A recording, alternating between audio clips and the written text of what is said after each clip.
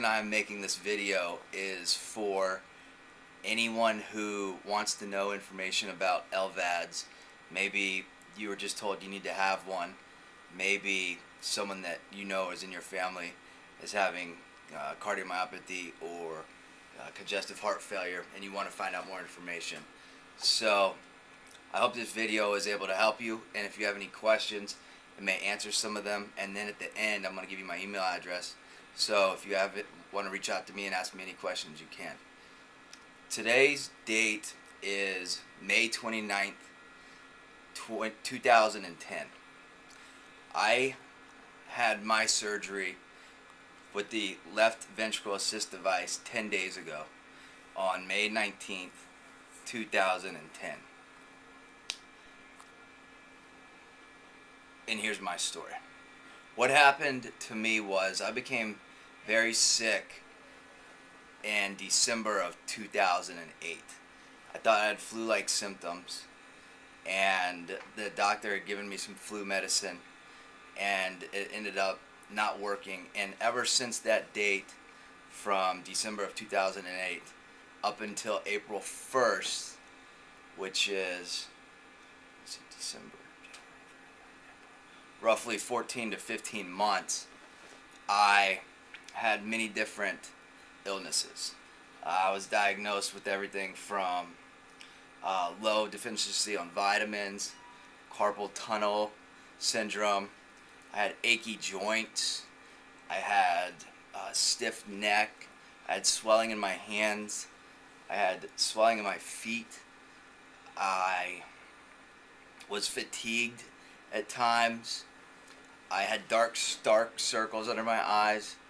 I had my eyes weren't very clear, and it was just over a period of time I saw 10 different doctors, and no one ever took a look at my heart because I was a 30-year-old, 29-year-old at that time, healthy-looking guy with no history of dilated viral cardiomyopathy in my family. So what happened to me was I went to the doctors April 1st of this year, so roughly 60 days ago, and they had tested me. They thought it sounded like I might have asthma because at the time I was having some trouble breathing, and they ran some asthma tests. It came back that I didn't have asthma. However, they said I had the lung capacity of a 85-year-old person. So from there, they ran an EKG test, noticed that some things looked funny, and then they ran the x-ray of my chest, and that's when the doctor came out and said that, hey, this isn't an April Fool's joke. You have congestive heart failure and cardiomyopathy, where I went directly to the hospital, and I was admitted for about a week, and the doctor said, hey, look, we think you're going to get better in 6 months when you take this list of medications here. So I was discharged from the hospital, and right when I discharged from the hospital, my ejection fraction at that point was roughly 20 to 25, and it just was a downward spiral for the next 20 days to where my ejection fraction dropped all the way down to 5, and I couldn't even, when I was admitted to the hospital this last time, I couldn't even stand up to walk to the car. That's how bad it was. So when I got to the hospital that I'm at now, they tried to titrate the drugs to where the left and the right ventricle would start beating more efficiently. However, they were unsuccessful, and my liver and my other organs began to shut down. So they came in and said that they're going to start the process on putting in a LVAD, which is a left ventricle assist device. And myself, going through life, I had never heard of anything like that, so I had no idea what it was, what it looked like, what to expect. So I hope that this video will be able to help others who might be going through a similar situation to not only know what to expect to go into surgery, but know what to expect after surgery and then moving forward. And hopefully it'll give you a sense of calmness and peace, and know any unknowns that you may have will help you through this process. So, with the left, just quick version of what the left ventricle assist device, the LVAD, is.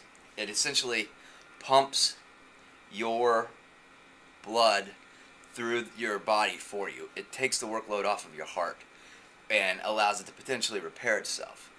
You have a little pump inside of you, two tubes that connect to the heart, and it constantly is pumping your blood through your system.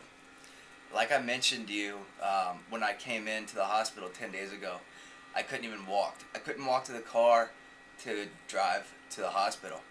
And my story, the way it works, was I went into surgery on Wednesday, which I believe was May 19th, so exactly 10 days ago. And what happens is they take you in, you get prepped for surgery, they give you a little bit of anesthesia, they shave up your belly and everything like that, and then they take you back and they put you into pretty much a drug-induced state to where you're completely out. They then hook you up to a bypass machine, so all of your blood is pumping for the surgery, and that allows the surgeons to go in and hook up the device. My surgery only took the surgeons 3 hours to complete. They plug the two holes, they take biopsies of the heart. Those are sent off for testing. Once the surgery was complete on Wednesday, I went in around 10 or 11. I was out of surgery around 2 or 3. And then I was put directly into an intensive care unit for the next 6 days. I was in my I was in the drug-induced coma, I guess, for lack of better words, for about 40 hours. And then I remember immediately waking up on Thursday at 9 p.m.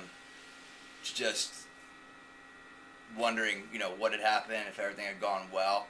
And the main thing you're going to notice when you wake up is how thirsty you are. So thirsty, because you haven't been able to drink or anything.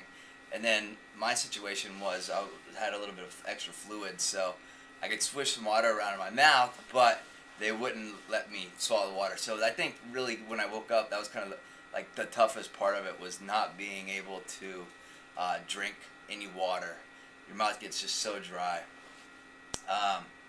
From there, I was only in intensive care for the 6 days, and now, like I mentioned, I've been up in another floor where they treat the LVAD patients and the transplant patients, and it's been 10 days. I was crashing so fast that I only had a day or two left to live until my other organs started shutting down and my ejection fraction. There's once it gets to 5, there's really nowhere else for it to go. So 10 days ago, I was borderline flirting with death, and now I have in my LVAD. This is what it looks like 10 days after surgery. There's no staples. All it is glued to here. That's it. These will be removed when I leave the hospital. And then I have my control device here, which is the brains of the entire LVAD, which is controlling the pump inside my body. And then I have one tube going inside, and that's it. So it's a very simple process. The pain's minimal. The doctors are doing a great job of controlling that. I'm able to eat on my own. I'm able to get up and walk around the hospital floor. We're doing exercises. 10 days after surgery, this is what you're going to be able to do.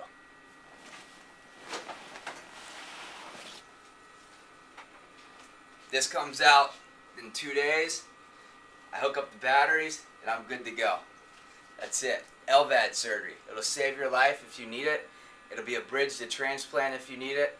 It's the best thing ever. If you have any questions for me, you can shoot me an email